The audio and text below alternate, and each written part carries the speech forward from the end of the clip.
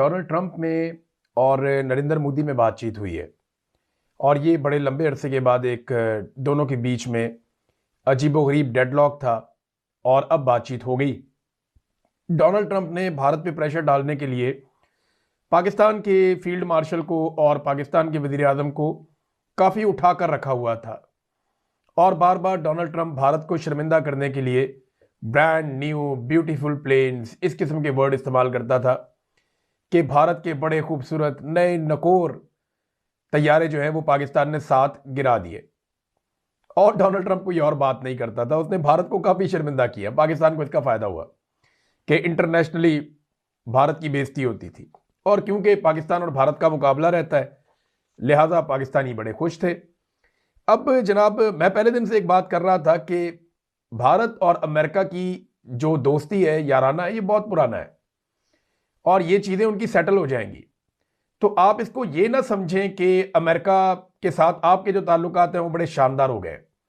इसको आप यूं देखें कि अमेरिका इस वक्त इस्तेमाल कर रहा है आपको भारत के खिलाफ और भारत को सबक सिखा रहा है और डील के ऊपर लेकर आ रहा है जिस पे वो भारत को लाना चाहते थे। अब जरा ये तारीफें सुने एक दूसरे की। पहले आपको मैं सुनाता हूं डोनाल्ड ट्रंप का जो ट्वीट है। डोनाल्ड ट्रंप ने अपने ट्वीट में, ट्रांसलेशन है दोनों की मेरे पास, एक नरेंद्र मोदी ने एक ट्वीट किया, एक डोनाल्ड ट्रंप ने किया। जरा सुने आप, आपको पता चले कि चल क्या रहा है। डोनाल्ड ट्रंप अपनी पोस्ट में लिखता है कि आज सुबह भारत के वजीर आजम मोदी के साथ बात करना मेरे लिए एजाज की बात थी। वो मेरे बेहतरीन दोस्तों में से एक हैं और अपने मुल्क के एक ताकतवर और मुअज़्ज़िज़ लीडर हैं। हमने तजारत और रूस और यूक्रेन के दरमियान जंग के खात्मे समेत बहुत सारी चीज़ों पर बात की है। वो रूसी तेल की खरीदारी बंद करने और अमेरिका और मुमकिना तौर पर वेनेजुएला से बहुत ज़्यादा खरीदारी करने पर राजी हो गए हैं। इससे यूक्रेन में जंग खत्म करने में मदद मिलेगी जो इस वक्त जारी है और जहां हर हफ्ते हज़ारों लोग मर रहे हैं। वज़ीर आज़म मोदी के साथ दोस्ती और एहतराम के नाते और इनकी दरख्वास्त पर फौरी तौर पर मुअस्सर होते हुए हमने अमेरिका और भारत के दरमियान एक तजारती मुआहदे पर इत्तफाक किया है जिसके तहत अमेरिका एक कम शुदा बाहमी टैरिफ वसूल करेगा भारत से और इसे 25% से कम करके, पहले भारत के ऊपर 25% टैरिफ लगाया हुआ था और पाकिस्तान के ऊपर 19% लगाया हुआ था। तो पाकिस्तान बड़ा खुश था कि हमारा 19% है। अब उन्होंने भारत के ऊपर टैरिफ 25% से कम करके 18%, यानी पाकिस्तान से भी 1% कम कर दिया है। वो भी इसी तरह अमेरिका के खिलाफ जो भारत है वो टैरिफ जीरो कर देगा, इससे अमेरिका को भी फायदा होगा। फिर 500 अरब डॉलर का भी कोई सरमायाकारी की और खरीदारी की और तजारती एक डील हुई है। तो इस पे डोनाल्ड ट्रंप ने बड़े आला अल्फाज इस्तेमाल किए भारत के बारे में। भारत के साथ हमारा हैरत अंगेज रिश्ता मुस्तकबिल में मजीद मजबूत होगा। वज़ीर आज़म मोदी और मैं दो लोग हैं जो काम करके दिखाते हैं, ऐसी बात जो ज्यादातर लोगों के बारे में नहीं कही जा सकती। इस मामले पर आपकी तवज्जो का शुक्रिया। ये तो डोनाल्ड ट्रंप थे। अब आ रहे हैं आप नरेंद्र मोदी। उन्होंने कहा आज अपने अजीज दोस्त सदर ट्रंप से बात करके बहुत खुशी हुई। ये जानकर मुसर्रत हुई कि मेड इन इंडिया मसनूआत पर अब जो टैरिफ है वो कम होकर 18% रह जाएगी। इस शानदार ऐलान पर भारत के 1.4 अरब अवाम की, यानी 1 अरब 40 करोड़ अवाम जो है, 140 करोड़ अवाम की तरफ से सदर ट्रंप का मैं शुक्रिया अदा करता हूं। जब दो बड़ी मईशतें और दुनिया की सबसे बड़ी जमहूरियतें मिलकर काम करती हैं तो इससे हमारे अवाम को फ़ायदा पहुंचता है और बाहमी ताउन के लिए बेपनाह मौके पैदा होते हैं। आलमी अमन, इस्तेहकाम और खुशहाली के लिए सदर ट्रंप की क़यादत इंतहाई अहमियत की हामिल है। भारत अमन के लिए इनकी कोशिशों की भरपूर हमायत करता है। मैं अपनी शराकतदारी को बेमिसाल बुलंदियों तक ले जाने के लिए उनके साथ मिलकर काम करने का मुंतज़िर हूं। ये हो गया नाजरीन डोनाल्ड ट्रंप का और नरेंद्र मोदी का बयान। आपने दोनों के बयान सुन लिए। अब ये एक्चुअली हुआ क्या है। भारत और अमेरिका के बीच में बड़े लंबे अरसे से एक ट्रेड डील चल रही थी। भारत यूरोपीय यूनियन के साथ भी एक ट्रेड डील कर रहा था और गल्फ ममालिक के साथ भी भारत अपनी ट्रेड की एक डील कर रहा था। अब हुआ यह है कि भारत ने तमाम जगहों पे अपनी डील तकरीबन मुकम्मल कर ली थी। यानी यहां गल्फ में उन्होंने बड़ी अच्छी डील की, सऊदी अरब के साथ की, यूएई के साथ की, फिर उन्होंने खित्ते के अंदर कुछ डीलें की और अब भारत यूरोपीय यूनियन के साथ mother of all deals sign करके आया। तो अमेरिका को इस बात का अंदाजा हो गया कि इससे पहले कि ये लोग हमारे बगैर सरवाइव करें, तो अमेरिका ने भी भारत के साथ एक ऐसी डील साइन कर ली जिसमें भारत को लगा कि अब उनका मुनाफा है, यानी जो पहले नुकसान हो रहा था वो नहीं है। तो 18% टैरिफ पे भारत को बहुत बड़ा फायदा मिला अमेरिका में, जो पाकिस्तान से भी बेहतर हो गया। और पाकिस्तान को लगता था कि हमने भारत को नीचा दिखा दिया और हमारे ताल्लुकात ज्यादा अच्छे हैं डोनाल्ड ट्रंप के साथ और मोदी के नहीं हैं। तो ये आप देख लें, मुल्क जब बातचीत करते हैं तो अपने मफाद के लिए बातचीत करते हैं। अब यहां पे ना भारत को अमेरिका ने कायल कैसे किया कि आपने रशिया का या ईरान का तेल आपने नहीं लेना? तो बड़ा आसान है। वेनेजुएला में बहुत बड़े बड़े जखायर अमेरिका के हाथ लग गए तेल के। अब भारत एकदम ऐसा नहीं होगा कि रशिया से तेल खरीदना बंद कर देगा या ईरान से तेल कोई चीज वहां से लेगा ही नहीं, ऐसा नहीं होगा, एकदम नहीं होगा। ये ग्रेजुअली होगा, वहां से कम करेंगे, आहिस्ता आहिस्ता आहिस्ता कम करेंगे और यहां से वेनेजुएला से जो है ये इनकी रसद बढ़ती जाएगी। अब यहां पे अमेरिका भारत को जो तेल फराम करेगा वो भारत को उतने का ही पड़ेगा या उससे कम में पड़ेगा, क्योंकि कुछ ऑफर तो आपको करना पड़ता है ना। ऐसा तो नहीं हो सकता कि रशिया से आपको सस्ता तेल मिल रहा है तो आप अमेरिका से महंगा खरीद लेंगे, नहीं, वो भारत घाटे का सौदा तो नहीं करेगा। अब उनको वेनेजुएला से तेल मिलेगा।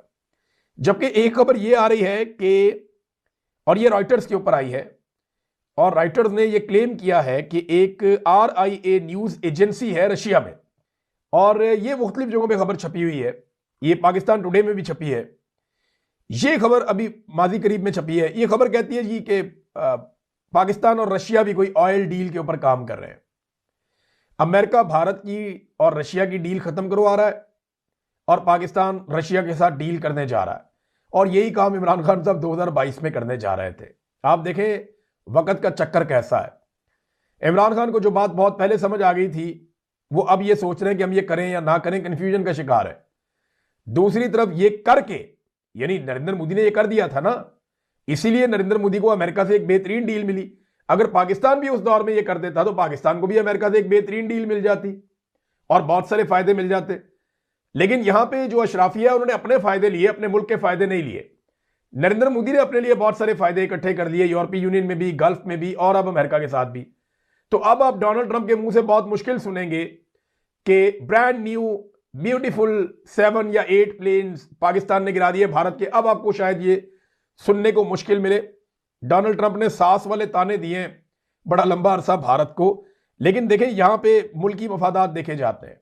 इंडिया ने अपना मफाद देखा, अमेरिका ने अपना मफाद देखा, तमाम ममालिक ने अपना अपना फायदा देखा, और पाकिस्तान ने यह देखा कि हम अपना जाती फायदा, पाकिस्तान के अंदर जो इस वक्त मिलिट्री एस्टेब्लिशमेंट या हुकूमत, उन्होंने कहा जी हमारा जाती फायदा किस बात में है, मुल्क छोड़ो, दफा करो, जाती फायदा देखो, इमरान खान को अंदर कैसे रखना है, ह्यूमन राइट्स की वायलेशन के ऊपर दुनिया को चुप कैसे रखना है, जो कहते हैं मान लो। तो हमने कौम के लिए कुछ हासिल नहीं किया। इनके चक्कर, इन्होंने रिक्शे की तरह पाकिस्तान एयरफोर्स के तैयारे को चलाया, इन्होंने इतने चक्कर लगाए अमेरिका में, इन्होंने पाकिस्तान के लिए 2 टके की कोई इन्वेस्टमेंट हासिल नहीं की, कुछ नहीं लेकर आए। ये वो एक जेंट्री बीच साहब आए थे, सुना था बहुत पैसा लेकर आएंगे, कोई पैसा नहीं आया। 1000 ओवरसीज बुलाए, इन्होंने कहा जी पता नहीं कितने हजार अरब पाकिस्तान में आ रहे हैं, कोई पैसा पाकिस्तान में नहीं है। ये कोई डील पाकिस्तान को नहीं दे सके, और इन्होंने चिंची की तरह पाकिस्तान एयरफोर्स के तैयारों को इस्तेमाल किया और पूरी दुनिया के ये ट्रेवल करते रहे। एक साल में 2-2, 2.5 महीने ये मुल्क से बाहर रहे, और उन्होंने टके की पाकिस्तान के अंदर इन्वेस्टमेंट नहीं लाए, और नरेंद्र मोदी ने टेलीफोन के ऊपर इन्वेस्टमेंट हासिल कर ली है। आप एक और चीज देखें ना नाजरीन, फर्क कितना है। फर्क यह है कि शहबाज शरीफ साहब ने, आसिम मुनीर साहब ने लॉबिंग करके अमेरिका से ताल्लुकात बनाए और बज़ाहिर इनको चूना लग गया। अमेरिका ने इंडिया के साथ ईरानी तेल और रशियन तेल का मामला कर लिया। अब अमेरिका में एक मिनरल कॉन्फ्रेंस भी होने जा रही है। ये जो मिनरल कॉन्फ्रेंस अमेरिका में हो रही है, इसमें भारतीय वजीर खारजा को बुलाया गया, पाकिस्तान इसमें मदऊ नहीं है। हम तो मिनरल जो है वो ब्रीफ केस में डालकर ले गए थे कि हुजूर हुक्म करें, करना क्या है, और पाकिस्तान तो इसका रुकन भी नहीं है। तो पाकिस्तान ना बहुत पीछे रह जाता है मामलात में, क्योंकि ये अपने बारे में सोचते हैं, अपने मुल्क के बारे में नहीं सोचते। अब आ जाए पाकिस्तानियों के ऊपर कर्जा कितना है। मैंने पिछले वीलॉग में आपको कहा था, ये मैंने डाटा खुद बनाया था, मैं आपके सामने रखता हूं, इस डाटा को आप देखें। हर पाकिस्तानी के ऊपर कितना कर्जा है, ये हम शुरू कर देते हैं आज से 26-27 साल पहले से, जब नवाज शरीफ से परवेज मुशर्रफ ने इक्तदार छीना। जिस दिन, यानी जब नवाज शरीफ को निकाला, गिरफ्तार किया और परवेज मुशर्रफ ने इक्तदार पे कब्जा किया 1999 में, तब हर पाकिस्तानी के ऊपर 22,000 932 रुपए का कर्जा था, पाकिस्तानी रुपयों में बात करूंगा मैं। फिर जब मुशर्रफ का इक्तदार खत्म हुआ 9 साल के बाद, लगभग 8-9 साल के बाद मुशर्रफ का इक्तदार इख्तिताम पजीर हुआ, तो हर पाकिस्तानी के ऊपर 34,100 रुपया कर्जा था। लगभग 11,000 रुपए का कर्जा इजाफा किया मुशर्रफ ने इतने सालों में। जरदारी साहब आ गए।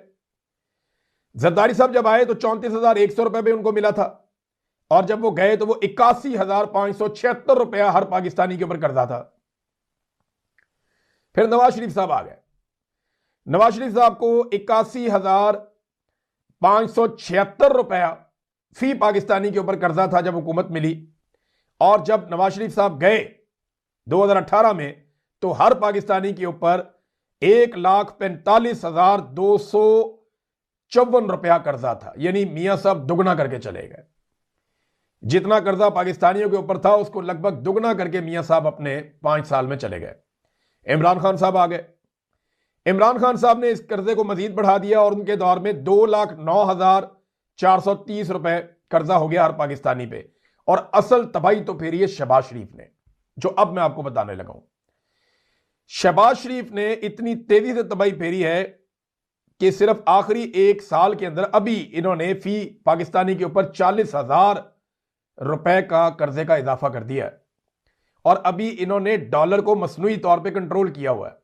अगर ये कंट्रोल ना करें तो ये 4 लाख रुपए तक चला जाए फी पाकिस्तानी के ऊपर कर्जा, और इस वक्त 3,33,000 रुपया हर पाकिस्तानी के ऊपर कर्जा है।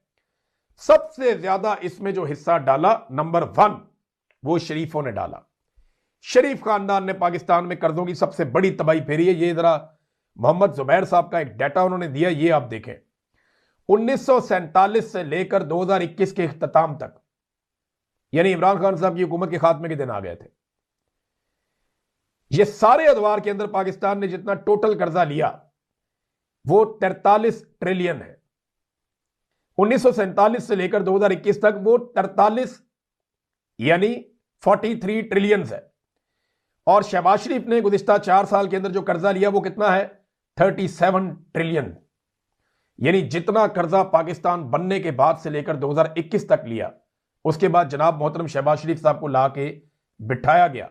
तो इन 4 सालों में पाकिस्तानियों ने जो कर्जा लिया है, इतनी तबाही फेरी कि इन्होंने 37 ट्रिलियन का कर्जा ले लिया। जितना कर्जा हमने 75 साल में लिया उतना इन्होंने 4 साल में ले लिया। यह किया इन्होंने पाकिस्तान के साथ। ये डाटा आपके सामने रखना जरूरी था ताकि हमें याद रहे हमेशा कि पाकिस्तान किन लोगों की वजह से पीछे रह गया। अब नाज़रीन आ जाए बलूचिस्तान वाकये पर। अचकज़ई साहब ने कौमी असम्बली के अंदर बातचीत की है। उन्होंने कहा जी कैसे लोग 15 जिलों में आकर घूमते रहे, कोई शरीफ आदमी होता तो हुकूमत छोड़ देता। 2 घंटे तो कुछ भी नहीं हुआ। कल जो लोग आए थे वो मरने के लिए आए थे। इंटेलिजेंस एजेंसियों को क्यों पता नहीं चला कि क्या हुआ? अगर कस्दा ये है, ये सब कुछ हुआ तो बहुत बड़ी ज्यादती हुई। किसी टीवी ने हमले के बाद गाने बंद नहीं किए। कोयले की कानों पर जितना टैक्स हुकूमत को मिलता है उतना ही टैक्स BLA को मिलता है। उन्होंने कहा कि आए बैठे और पाकिस्तान को बचाएं। आप बताएं मुल्क में कौन कलाशनकोफ लाया? हमने तालिबान को सपोर्ट किया और तरबियत दी। ज़िया-उल-हक ने तालिबान को फ्रीडम फाइटर कहा। हमने तालिबान को सिखाया कि छावनियों में घुसा कैसे जाता है। अफगानिस्तान के साथ बात करें, दुश्मनियां मुस्तकिल नहीं होती। महमूद अचकज़ई साहब समझा रहे हैं, अपोजिशन लीडर हैं, और वो ये भी कह रहे हैं कि कोई जिम्मेदारी कबूल करने को तैयार नहीं है। किसी ने इस्तीफा भी नहीं दिया इस सारे मामले के ऊपर। जबकि तहरीक तहफ़्फ़ुज़ आईन पाकिस्तान ने वज़ीर आला बलूचिस्तान जो हैं उनकी जानिब से जिस किस्म के स्टेटमेंट दिए गए उन पर तहफ़्फ़ुज़ात का इजहार किया और उसके ऊपर उन्होंने एतराज़ भी किया, मजम्मत भी की। अब एक चीज इमरान खान साहब के हवाले से उठाई महमूद खान अचकज़ई ने। उन्होंने कहा जी अब इमरान खान की सेहत के मामले पर बहस हो रही है। ये कैसा तर्ज अमल है? कौन सा आसमान गिर पड़ेगा अगर एक डॉक्टर को भिजवा दिया जाएगा? हर इंसान का कोई जाती डॉक्टर होता है। हुक्म दें और जाती डॉक्टर को भिजवा दें, वो मुआयना करके वापस आ जाए, पूरी कौम को बता दे कि इमरान खान साहब की सेहत की असल हालत क्या है। सारा पाकिस्तान इसी बात पे लगा हुआ है कि कभी ये खबर आती है, कभी वो खबर आती है, रात को कुछ सुबह कुछ। इमरान खान आपकी मलकियत नहीं है, वो कोई आम आदमी नहीं है, वो मुल्क का साबिक वजीर आजम और एक बड़ी सियासी शख्सियत है। अचकज़ई ने कहा कि वो शहबाज शरीफ को एक खत भी लिखने वाले हैं। मैंने पहले भी कहा इसमें बुराई क्या है कि 2 जाती डॉक्टर भेज दिए जाएं, वो जाकर इमरान खान की सेहत देखें और कौम को आगाह करें। हर बात को तनाजा बनाना, हर मामले को सियासी हथियार बनाना, यह दुरुस्त नहीं है। देखिए यह बात दुरुस्त है कि इस वक्त पाकिस्तान की एस्टेब्लिशमेंट के अंदर भी 2 राय है। एक राय यह है कि इमरान खान साहब की डॉक्टरों से मुलाकात करवा दी जाए, बैनुल अक़वामी प्रेशर को और बाकी चीजों को टैकल किया जाए। दूसरी राय यह है कि इससे कोई ऐसी प्रॉब्लम पैदा हो जाएगी कि एक नया नैरेटिव बन जाएगा और हम फिर उस नैरेटिव को काउंटर करने में लंबा अरसा लगा देंगे। अब एस्टैब्लिशमेंट के एक हिस्से को यह लगता है कि इमरान खान को कैद तन्हाई में रख के, बंद करके, मुलाकातें बंद करके उन्होंने बहुत सारी चीजों पर कंट्रोल कर दिया है। एक हिस्से को लगता है कि यह ज्यादती है, अब मुलाकात करवा दें, कोई नहीं, मुलाकात तो हो जानी चाहिए, क्योंकि इससे बैनुल अक़वामी तौर पर बदनामी होती है पाकिस्तान की ह्यूमन राइट्स के मामला में बड़ा, क्योंकि ये इशू उठेगा। यूरोपीय यूनियन के आपके पास जीएसपी प्लस का स्टेटस है, आपके पास बहुत सारी ऐसी सहूलतें हैं जो आपको प्रॉब्लम हो जाएगा फ्यूचर में, और ये प्रॉब्लम आपको फ्यूचर में फेस करना पड़ सकता है खुदा ना खास्ता अगर आपने इंसानी हकूक की पामालियां बंद ना की तो। अब मामला आगे अटक जाता है फील्ड मार्शल में। देखिए फील्ड मार्शल का और इमरान खान साहब का जाती अनाद है। फील्ड मार्शल को इमरान खान साहब पे जाती गुस्सा है, और ये कोई छुपी ढकी छुपी बात भी नहीं है। इमरान खान और फील्ड मार्शल के बीच का जो तनाव है ना, वो पाकिस्तान को यहां तक लेकर आया। इमरान खान साहब कहते हैं जी मुल्क सियासतदान चलाएंगे, हम चलाएंगे, हम फैसले करेंगे। फील्ड मार्शल के दिमाग में कोई और चीज चल रही है, वो सियासी इंतकाम ले रहे हैं, और वो इमरान खान साहब को जाली केसेस के अंदर फंसा के अंदर बैठे हुए हैं। और उन्हें यह लगता है कि अगर इमरान खान को छोड़ा तो बाहर आके पता नहीं ये मेरे साथ क्या कर देंगे, क्योंकि वो ये जानते हैं कि जब इमरान खान को बाहर निकाला तो ये वो सियासतदान बन जाएंगे जिनके साथ पूरा पाकिस्तान खड़ा हो जाएगा। और जब किसी पाकिस्तान पूरा का पूरा किसी सियासतदान के साथ खड़ा हो गया तो उसके बाद अवामी ताकत है, वो कोई भी फैसला कर सकता है, कोई भी चीज कर सकता है। ये सारा का सारा आपने हुजूम जो पाकिस्तान का, इसको तब तक रोका हुआ है कि इमरान खान जेल में है, वो बाहर आ गया, आवाज देगा, लोग आ जाएंगे, फिर आप क्या करेंगे। इमरान खान खुद मौजूद हो ना, तो वो खुद लीड करना भी जानता है, और वो लीडर भी बहुत बड़ा है। ये बात ये लोग जानते हैं कि इन्होंने मसनूई तौर पर कंट्रोल किया हुआ है सारे इन्वायरमेंट को। अगर इमरान खान साहब को बाहर निकाला तो कमांड उनके हाथ में चली जाएगी। अभी एक दावा किया मुशाहिद हुसैन सैयद साहब ने, ये उन्होंने पहली दफा नहीं किया, इन्होंने पहले भी दावा किया था और भी दावे किए थे। मुशाहिद हुसैन सैयद साहब कहते हैं कि तुर्की के सदर रजब तैयब उर्दगान ने इमरान खान को तुर्की ले जाने की पेशकश की। अच्छा, ये इमरान खान को नहीं, ये कोई हुकूमत के साथ बात करके गए थे। इमरान खान साहब से तो उनकी बात ही नहीं हुई, और इमरान खान को तो ये ऑप्शन ही किसी ने नहीं दिया कि आप तुर्की चले जाएं। पहले एक ऑप्शन उनको दिया गया था और बार बार उनको कहा गया था बाहर चले जाएं, इधर चले जाएं, यूरोप चले जाएं, लेकिन इमरान खान साहब इनकार करते रहे। अब तैयब उर्दगान साहब वाली बात बीच में आ गई। इससे पहले मुशाहिद हुसैन सैयद साहब ने यह भी कहा था कि ट्रंप आएगा और वो आके कहेगा कि इमरान खान को छोड़ दो, तो फिर छोड़ दिया जाएगा, लेकिन ऐसा हुआ नहीं। हमने भी ये खबरें दी क्योंकि ओवरसीज पाकिस्तानी बहुत क्लेम कर रहे थे, उनके क्लेम हमने आपको सुनाए भी कि वो ये कह रहे हैं, वो ये कह रहे हैं, वो ये कह रहे हैं, लेकिन वो सारा कुछ नहीं हुआ ना। हुआ ये कि अमेरिकन एस्टेब्लिशमेंट ने ये जान लिया कि पाकिस्तान की एस्टेब्लिशमेंट को अपने काम निकलवाने के लिए इमरान खान नामी हथियार से ब्लैकमेल किया जा सकता है, और उन्होंने बेहतरीन इस्तेमाल किया इमरान खान का, और इमरान खान साहब के डर का बेहतरीन इस्तेमाल किया, और पाकिस्तान की एस्टेब्लिशमेंट से वो सारा कुछ करवाया जो करवाना मुश्किल था। तो अमेरिका ने एस्टेब्लिशमेंट की इमरान खान से लड़ाई को पाकिस्तानी एस्टेब्लिशमेंट को कंट्रोल करने के लिए बेहतरीन तरीके से इस्तेमाल किया है, और ये अब कोई ढकी छुपी बात नहीं है। तो कोई इमरान खान से तो पूछो जाना है कि नहीं जाना। इमरान खान तो कहते हैं मैं नहीं जाता, वो तो कोई डील करने के लिए तैयार नहीं है। फर्ज करें अगर आज इमरान खान साहब कह देते हैं जी मैं चंद चीजों के ऊपर बातचीत कर लेता हूं, या कोई डील भी कर लेते हैं, तो क्या उससे उनकी मकबूलियत कम हो जाएगी? मुझे तो नहीं लगता फौरी तौर पर कोई मकबूलियत कम होगी। वो जहां इमरान खान साहब मकबूलियत में पहुंच गए, छोटा मोटा डेंट तो कहते ही कुछ नहीं है। ये अब इमरान खान साहब की अपनी शख्सियत का, अपनी जात का फैसला है कि वो क्या फैसला करते हैं। उनको ये फैसला करने में, मैं पिछले वीलॉग में आपको बता रहा था, वो दबाव नहीं लेते, वो नहीं सोचते फैसला करने से पहले कि इसके बारे में लोग क्या कहेंगे। वो ये सोचते हैं ये फैसला मुझे मेरे गोल की तरफ लेकर जा रहा है या नहीं जा रहा। अगर उन्हें लगेगा कि मैं अपने गोल के करीब हो रहा हूं ये फैसला करके, तो वो कर भी देंगे। उन्हें परवाह भी नहीं होगी कि बाहर बैठे हुए, अंदर बैठे हुए लोग क्या कह रहे हैं, नहीं होगी। ये जो लोग कहानी सुनाते हैं वो इमरान खान को जानते ही नहीं है। नाजरीन, आईजी पंजाब उस्मान अनवर को तब्दील कर दिया गया। मैं एक बात आपको बताऊं, इस आदमी को सुकून नसीब नहीं होगा, ये मेरा दिल कह रहा है।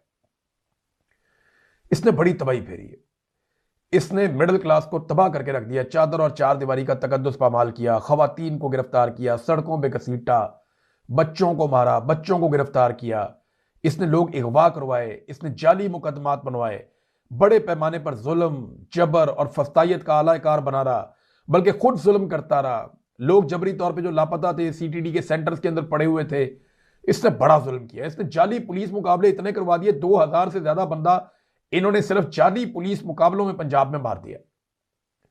ये आईजी उस्मान अनवर है। इस आदमी को कभी सुकून नहीं मिलेगा। इसने लोगों की इमलाक को नुकसान पहुंचाया। आम लोग सिर्फ एक पॉलिटिकल पार्टी से वाबस्तगी की बिना पे ये उनके घर में घुसते थे और इसके ऑर्डर के ऊपर ये घर का सारा सामान तोड़ देते थे। एलसीडी, टेबल, चेयर, अलमारियां, खिड़कियां, गाड़ियां, उनके घर के कमोड और ये जो वॉश बेसन होते हैं, ये तक हर चीज तोड़ देते थे। इन्होंने बहुत तबाही फेरी, लोगों को इतना नुकसान पहुंचाया कि उन्हें 10-10 साल, 15-15 साल पीछे धकेल दिया। गरीब आदमी बड़ी मुश्किल से चीजें बनाता है। ये आदमी आला कार बना रहा जुल्म का, जबर का। इसने जालिमों का साथ दिया और मजलूमों को